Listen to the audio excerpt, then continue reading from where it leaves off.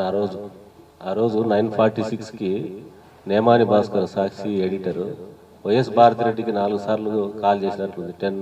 9:43 to 10:04 వరకు మీరు చూపించిన దాంట్లో. దానికి కారణం ఏమనుకోవచ్చు?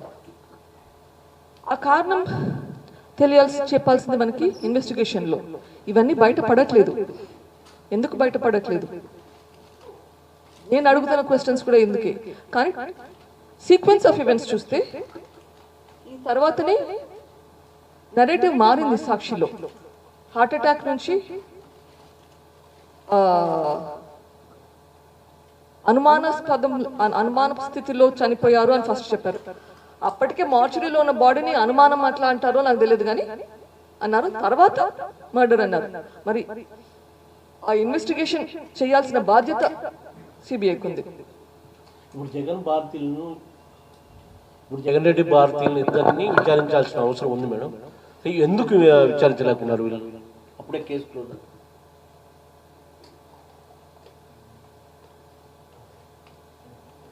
This is the $1 million question. CBI చేయాల్సిన పని ఎందుకు చేయట్లేదు? కొంతవరకు చేసి అక్కడ ఆపేసి అది కూడా తప్పులు పెట్టుకొని ఎందుకు ఇలా చేస్తుంది? ఎవరిని ప్రొటెక్ట్ చేయాలని చేస్తుంది? ఐ థింక్ మీకు అందరికీ తెలుసు. Maybe you can answer this better than me. Madam, మీరు ఈ న్యాయ పోరాటం 7 ఏళ్ళ నుంచి చేస్తూనే ఉన్నారు.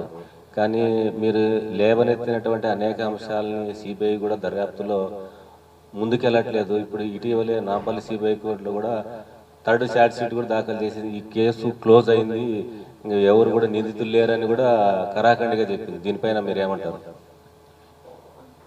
ఇప్పుడు మనం ఏ ఇన్వెస్టిగేషన్ ఏజెన్సీ అయినా పర్ఫెక్ట్ కాదు. ఇప్పుడు చూస్తే మన స్టేట్ కానీ కంట్రీ కానీ కొన్ని ఎగ్జాంపుల్స్ కూడా ఉన్నాయి మీకు. ఉన్నావులో rape and murder case, lynching case 2-3 సార్లు ఇన్వెస్టిగేషన్కి వెళ్ళాల్సింది వచ్చింది. ఢిల్లీలో Aarushi murder case, again multiple investigations.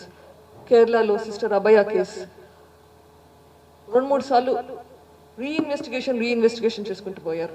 మొన్నటికి మనకు స్టేట్లో Anand Babu door delivery case మళ్ళీ రీఇన్వెస్టిగేషన్కి వచ్చింది. ఏ ఇన్వెస్టిగేషన్ ఏజెన్సీ పర్ఫెక్ట్ కాదు.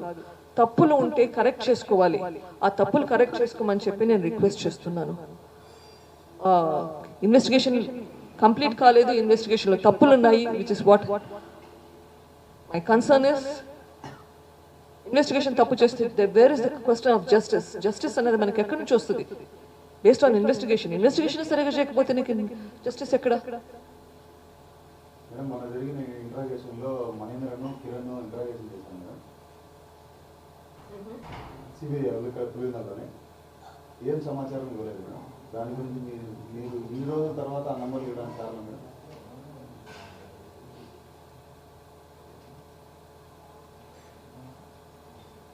మహేంద్ర యాదవ్ అగైన్ ఈ ఇన్ఫర్మేషన్ నాకు తీసి దాంట్లో 13 lakh డాక్యుమెంట్స్ నుంచి చూడడానికి చాలా ఎఫర్ట్ పెట్టాల్సింది వచ్చింది. ఆల్మోస్ట్ కొన్ని నెలల పాటు రాత్రి 11-12 వరకు మేల్కొని చేసి మళ్ళీ పొద్దున్నే 3-4 గంటలకు లేచి రాత్రి బౌలు కూర్చొని చేస్తే కొంత ఇన్ఫర్మేషన్ వచ్చింది. బికాస్ అంత వాస్ట్ ఇన్ఫర్మేషన్ మీకు చూడాలంటే కూడా just mind boggling. And I'm not an expert.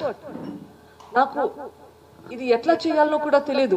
నాకు దీన్ని ఇన్వెస్టిగేషన్ చేసేది ఎవరు నేర్పించలేదు, నేర్చుకోలేదు. కానీ సిబిఐ వాళ్ళకి ఇది సపోజెడ్లీ దే ఆర్ టఫ్. వాళ్ళకి తెలిసిన విద్య, వాళ్ళకి నేను చెప్పాల్సిన అవసరం లేదు. మహేంద్ర యాదవ్ కు భరత్ యాదవ్ కి సంబంధం ఉందిరా నేను మొత్తుకొని చెప్తుంటే వాళ్ళకి ఎవిడెన్స్ ఇస్తే అది లేదు ప్రాబ్లం అని చెప్పి క్లోజ్ చేసి పడేస్తే నేను ఇంకా ఏం చేయాలి? సేమ్ థింగ్ అర్జున్ రెడ్డికి ఎందుకు మెసేజ్ పంపించాడు అంటే సోషల్ మీడియా కాంటాక్ట్స్. ఇంకా ఎవరున్నారు సోషల్ మీడియా కాంటాక్ట్స్? ఒక్కడేనా? మొత్తం ఆంధ్రప్రదేశ్ రాష్ట్రంలో అంతా ఒక్క మనిషి దొరికాడు నీకు మెసేజ్ పంపించడానికి. ఒకవేళ నాకు ఏదైనా చాలా ఇంపార్టెంట్ ఇన్ఫర్మేషన్ ఉందనుకోండి నా దగ్గర చెప్పడానికి, ఫోన్ చేస్తే 10 మందికి ఫోన్లు చేస్తాను, చెప్తుపోతాను. ఒక్కరికి మాత్రమే చెప్పడం కాదు. ఇక్కడ ఈ ఒక్క మనిషికి ఎందుకు చెప్పాడు? ఈ ఒక్క మనిషికి చెప్పాడు ఎందుకంటే this person is in contact with this people అని నేను అనుకుంటున్నాను. కాకపోతే prove me wrong. But what is CBI saying? Social media contacts అందరికి పంపించానంటారు. Where is the social media contacts? అది కూడా చెప్పాలి కదా.